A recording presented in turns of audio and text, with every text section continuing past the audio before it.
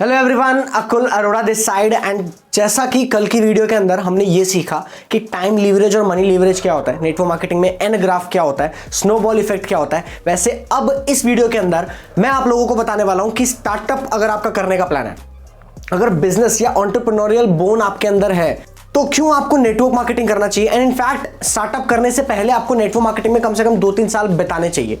उसका रीजन क्या है वो हम जानने वाले हैं इस वीडियो के अंदर। सबसे पहले तो ये समझना कि ये नेटवर्क मार्केटिंग के अंदर सिर्फ लोगों का फायदा नहीं है, कंपनीज का भी फायदा है।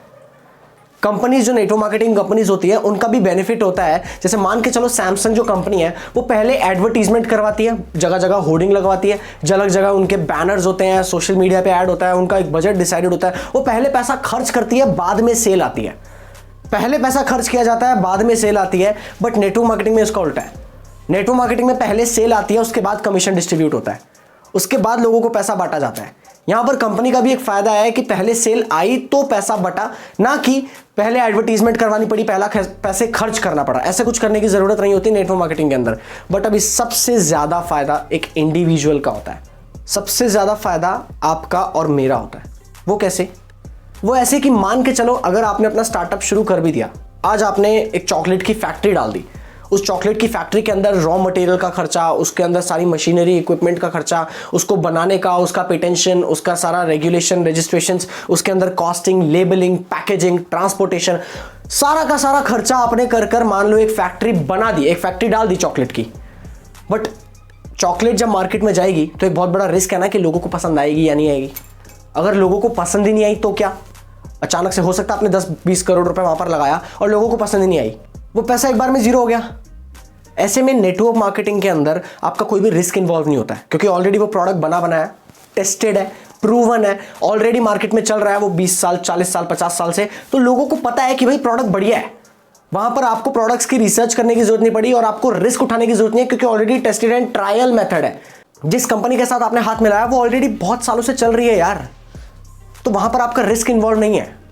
इसको प्री सेट बिजनेस भी बोल सकते हैं, क्योंकि यहां पर ना तो आपको प्रोडक्ट बनाना है, ना आपको उसका सारा सामझाम सब कुछ संभालना है, उसकी कॉस्टिंग, लेबलिंग, पैकेजिंग, सारी चीज़ें। आपको ये सारी चीज़ें कुछ नहीं देखनी है, कुछ भी नहीं देखना है आपको। ऐसा कोई काम नहीं है, प्रोडक्ट ऑलरेडी बना बनाया।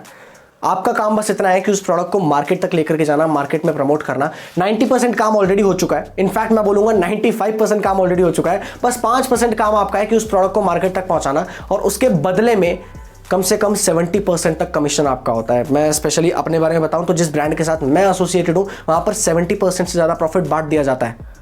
अगर खुद की कंपनी भी होती, खुद की चॉकलेट फैक्ट्री भी अगर होती, तो उसके अंदर भी आपको पता है कि ऑपरेशनल कॉस्ट तो होती, उसके अंदर भी कुछ कुछ परसेंट, चाहे हो सकता है 60% हो, चाहे 80% हो, वो सारा का सारा सेल जो आता है, जो सेल के बाद पैसा आता है, उसमें से 80% तो सारा ऑपरेशंस के ऊपर जाता। उस के अंदर इलेक्ट्रिसिटी बिल आता है, उसकी मशीनरीज का कॉस्ट, उनके वर्कर्स की सैलरी, वो सारा का सारा पैसा वहां पर भी जाता। 20%, 30% शायद प्रॉफिट वहां पर मिलता। यहां पर मान के चलो ना कि ऑलरेडी वो पैसा वहां पर लग चुका है, जो 70% पैसा है वो बट रहा है, वो प्रॉफिट है। मान के चलो कंपनी आपकी है, बस फर्क सिर्फ इतना है कि यहां पर आपने करोड़ों रुपए नहीं लगाया, यहां पर प्रोडक्ट बनाने के ऊपर आपका कोई पैसा नहीं लगा हुआ, प्रोडक्ट ऑलरेडी बना बनाया सब कुछ आ गया। इसलिए इसे बोलते हैं प्री सेल इंडस्ट्री। अगर आपके अंदर वो एंटरप्रेन्योरियल वाली बोन है, अगर आपका वो मार्केटिंग माइंड है, अगर आप चीज़ों को मार्केट करना जानते हो, तो इससे बेटर बिजनेस मुझे नहीं लगता 21st सेंचुरी में, आज की डेट में कोई भी एग्जिस्ट करता है, जहां पर आप एंटरप्रेन्योरशिप की प्रैक्टिस कर पाओ। क्या बोला मैंने? एंटरप्रेन्योरशिप की नॉलेज हर जगह मिल जाती है, स्किल्स हर जगह कहीं ना कहीं सिखाए जा चुके हैं, ठीक है। एंटरप्रेन्योरशिप के ऊपर चीज़ें बताने वाले जो स्पीचेस हैं, आजकल व्लॉग्स हो गए हैं, आजकल बहुत सारे वीडियोस बन चुके हैं, सारी चीज़ें पता है। बट प्रैक्टिस, एंटरप्रेन्योरशिप की प्रैक्टिस कहाँ करनी है? लोगों से बात करने की, पीपल स्किल्स की, मैनेजमेंट स्किल्स की, आपकी लीडरशिप क्वालिटीज़ को डेवलप करने की, इन सब चीज़ों की प्रैक्टिस, प्लेटफॉर्म वो ये है, वो नेटवर्क मार्केटिंग है।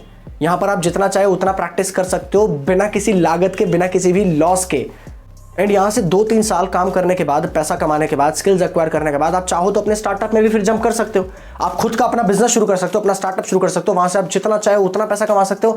Then there sky is the limit. But at least आपको ऑलरेडी पता है कि नेटवर्क मार्केटिंग आपने की है, तो आपको पता है कि बिजनेस कैसे होता है, मार्केटिंग कैसे होती है। आई होप आपको ये क्लियर हुआ होगा कॉन्सेप्ट कि क्यों आपको स्टार्टअप करने से पहले नेटवर्क मार्केटिंग जरूर करना चाहिए, स्पेशली अगर आपके अंदर एंटरप्रेन्योरशिप का कीड़ा है। और कमेंट करके मुझे ये बताओ कि नेक्स्ट वीडियो का टॉपिक क्या हो, नेक्स्ट वीडियो आपको किस टॉपिक के ऊपर चाहिए। एंड शेयर करो इस वीडियो को अपनी पूरी टीम के साथ, स्पेशली अपने प्रोस्पेक्ट्स के साथ, अपने नए लोगों के साथ, ताकि उनका माइंडसेट क्लियर हो, उनको पता रहे कि यार अगर 1.5-2 साल यहाँ पर काम कर रहे हैं तो यहाँ मैं सीख रहा हूँ, यहाँ पर मेरा डेवलपमेंट हो रहा है, उन्हें ये चीज़ पता रहे। ज़रूर सब्सक्राइब जरूर करना इस चैनल को, क्योंकि बहुत सारी वीडियोस और आने वाली है और बहुत ज़्यादा मजा आने वाला है। All the best and live a big life.